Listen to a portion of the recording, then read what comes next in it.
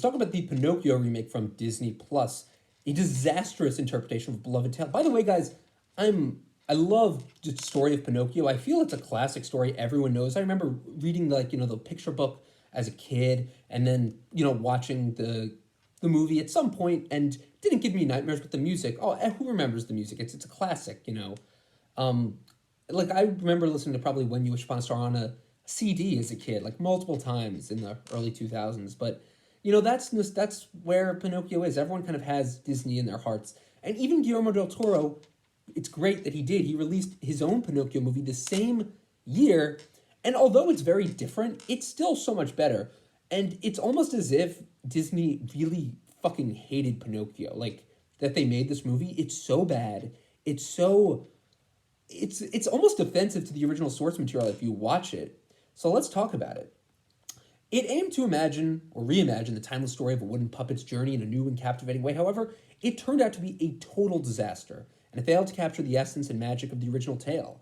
So let's talk about why this movie fell short of expectations. Let's examine its weak storytelling, its lackluster performances, misguided creative decisions, and the missed opportunity to explore themes such as grief. So, Pinocchio revolves around a wooden puppet named Pinocchio who yearns to become a real boy. Guided by the cricket Jiminy Cricket, Pinocchio embarks on a series of adventures and encounters various characters along the way. He faces temptations, learns valuable life lessons, and he eventually realizes the importance of honesty, bravery, and love. Guys, I shut this movie off like with 20 minutes ago when Luke Evans was like on some CG boat and like the whole background is fake. I'm like it just was not a movie to me. It felt like I was having my time wasted.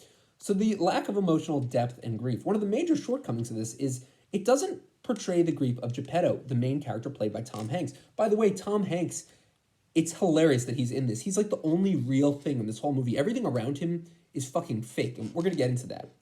But basically, it's explored in a way more meaningful and poignant way. And even the original version, and even in Guillermo del Toro's version, they explain how Geppetto lost his son. And you get to see him mourning it. You see how he had descended into alcoholism, or just how he grieved his son. And it even, the Guillermo del Toro one gave you a very sad opening, which gives it heart. And it has a beautiful song, too, on top of that.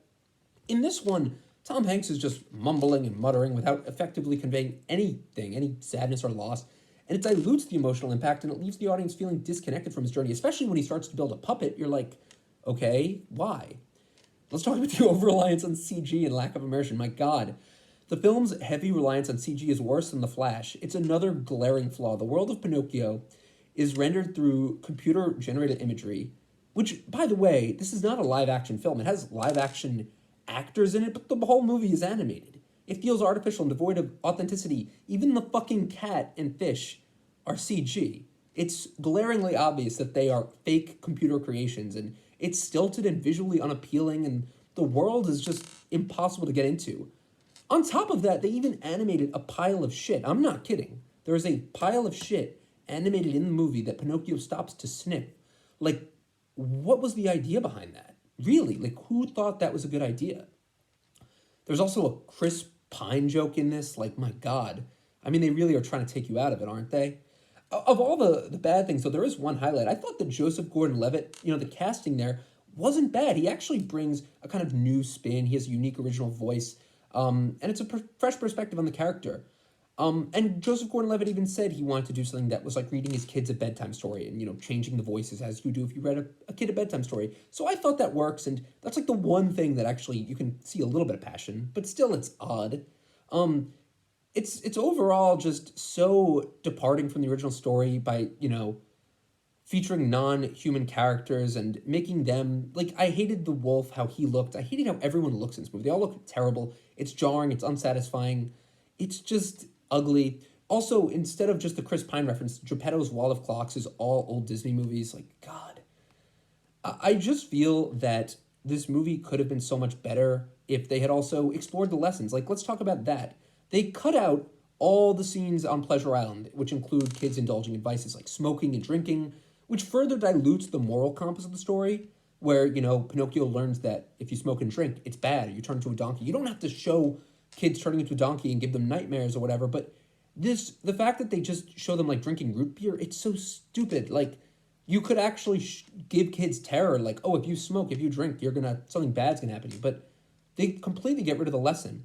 Also, this movie introduces a new scenario where Pinocchio uses his extended nose to help himself escape from jail. That also is totally going against the moral compass of the movie. The narrative choice is inadvertently sending a conflicting and harmful message suggesting that lying can be advantageous or even a solution to problems. Pinocchio literally uses his nose in this movie to lie and get out of problems. It's a total misinterpretation of the original story, and it completely undermines the fundamental lessons of personal growth, responsibility, and the importance of making virtuous choices. Basically, this movie just disappointed on all fronts. Everyone kind of agreed. I mean, I saw this when it came out, and like I said, I fell asleep with 20 minutes left to go. So, if you're gonna, mine your old Disney films, at least try and not take away the purpose of the movie, and don't, ruin the animation. Don't fill it with awful CG. Just don't touch it, basically. They just shouldn't have touched this movie. It was honestly one of the worst things Disney has done recently, and that's saying something, because they made Artemis Fowl. This is pretty much on par with that. Just, how the fuck did you make this that bad? That's how bad it was. So, guys, thanks for watching. Let me know what you thought of Pinocchio. If you enjoyed it. If you enjoyed it, we'll stay back. But no, thanks for watching, guys.